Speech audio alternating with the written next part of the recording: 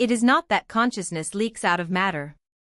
It is that matter appears inside consciousness as a delayed render, a slowed image, a dense echo of a field you have been trained to ignore. The machine model of reality is not the truth. It is a control interface. A firewall. A behavioral cage maintained by modern materialist institutions that preserve utility while burying sovereignty. You already feel the error code. That sudden pressure behind your sternum at 3 a.m. when the room becomes unnaturally still. The breath that changes on its own, as if some deeper system seizes manual control. The brief collapse of fear for no reason you can explain. The moment your thoughts keep moving but something behind your eyes goes silent and starts watching the thoughts instead. Thousands have reported these states. Not as theory. As intrusion. As a crack in the body-only model. You were taught to label it stress, dissociation, fatigue, random neurochemistry. But if we model this through the older initiatory sciences, those episodes are not breakdowns. They are signal events. Identity loses lock for a few seconds. The observer notices itself. The simulation flickers. The render softens. And the institutions built on mechanical human beings do not know what to do with a human who detects the field behind the screen. That is the real conflict. Not religion versus science. Not ancient versus modern. The deeper war is between systems that need you to believe you are only a body, only a biography, only a nervous system reacting to external conditions, and the older lineages that insist consciousness is prior, formative, causal at a level deeper than public language allows. Ancient Hermetic practitioners taught that mind like source stands behind form. Vedantic traditions taught that separation is misperception. Gnostic remembering frames forgetfulness itself as the prison. Different vocabularies. Same fracture line. And hidden inside those traditions was not just philosophy. It was a method. A three-part alignment sequence. Breath regulation. Geometric fixation. Awareness observing itself. A technical interface disguised as symbol, ritual, theology, and initiatory ordeal. Not because symbolism is decoration.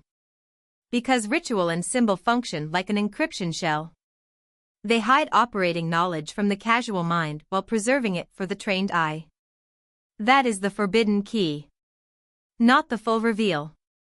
Not yet. But enough for you to understand why this subject provokes suppression wherever it appears. Information alone does not threaten the control structure. Activation does. The system can tolerate believers. It fears operators. And this transmission is not for everyone. It is for the one whose nervous system already rejects the script. The one who feels homesick in ordinary life without knowing for what. The one whose body goes cold in crowded rooms because the social mask feels like contamination. The one who has known sudden stillness, altered breathing rhythm, strange inner heat, ear ringing, déjà vu, intuition spikes, and the eerie sensation that the observer is watching itself from one layer deeper than thought. You are not required to treat every sensation as proof of cosmic meaning. But you are also not required to reduce every anomaly to pathology just because modern language is too blunt to map inner events with precision. At around the point most people turn away, the first payoff arrives. Those strange moments of stillness are not random mood shifts. If we use the traditional model, they are brief failures in the lock that binds identity to the body-only construct. Your fear drops because the system that generates fear from separation pauses. Your breath changes because respiration is not just oxygen exchange. In many older disciplines it is the regulator of state, the bandwidth stabilizer for consciousness. And when state stabilizes, perception can widen. Not fantasy. Not proof of supernatural spectacle. A shift in how experience is rendered. Now move backward. Enter the archive before the deletion. Stone floors cold. Beneath bare feet. Geometric mosaics cut into ratios precise enough to train attention through repetition. Oil lamps breathing amber light across walls marked with stars, birds, serpents, circles, and measured grids. Incense moving in visible currents through initiatory chambers. Scribes bent over tablets, not composing religion for passive believers, but preserving symbolic operating maps for disciplined practitioners. In that older atmosphere, consciousness is not a private opinion. It is the central field of inquiry.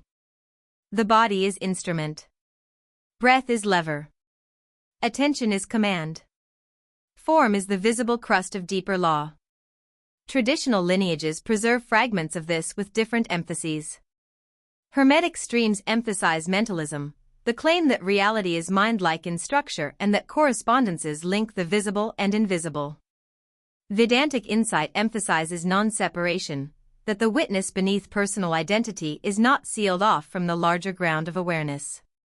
Alchemy emphasizes transmutation, not just of metals in external furnaces, but of the practitioner through heat, purification, fixation, dissolution, and recombination.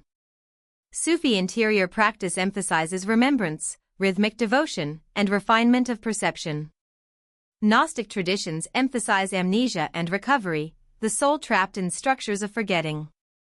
Kabbalistic emanation models reality as layered descent from source into increasing density. These traditions are not identical. They should not be blurred into one flavorless mysticism. But they rhyme. They point repeatedly toward a source-first model in which form emerges through ordered descent. In the Hermetic lineage, Thoth or Hermes functions less usefully as a cartoon deity than as an archetypal transmitter of encoded knowledge. The scribe of thresholds. The intelligence that records correspondences between field and form. Whether you treat that figure as literal, symbolic, or initiatory persona, the role remains the same, measured instruction. Precision hidden inside image. Knowledge handed down as source code, not sermon. The Syrians, in the cosmological language preserved by this tradition, appear as sacred geometry architect archetypes. Not proof of an astrophysical claim. A symbolic intelligence cluster associated with form, ratio, pattern, and the architecture of manifestation. The point is not whether a modern institution stamps approval on the myth. The point is what the myth encodes. Geometry matters. Pattern matters. The way attention interacts with form matters. Then comes the compression. Alexandria stands in collective memory as more than a library. It becomes a symbol of convergence, a zone where streams of knowledge meet, cross-pollinate, and become dangerous to monopolies. The historical details are layered and complex, but the civilizational pattern is clear. Non-conforming knowledge becomes vulnerable wherever power requires mediation. Hypatia, philosopher and mathematician, becomes another compression point. Her death symbolizes how exposed inquiry becomes when politics, doctrine, and public violence decide what forms of knowing may survive. You do not need fantasy about hidden manuals of time manipulation to understand the signal. When disciplined, non-conforming inquiry threatens institutional control, deletion begins. And deletion never looks like deletion while it is happening. It looks like reform. Orthodoxy. Public safety. Correct doctrine. Standardization. Evidence thresholds applied selectively. Funding channels. Professional gatekeeping. Language capture.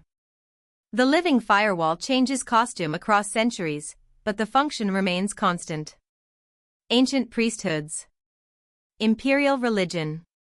Academic reductionism. Mechanistic medicine stripped of inner sovereignty. Commercial technology designed to monetize attention while fragmenting it. Different uniforms. Same architecture.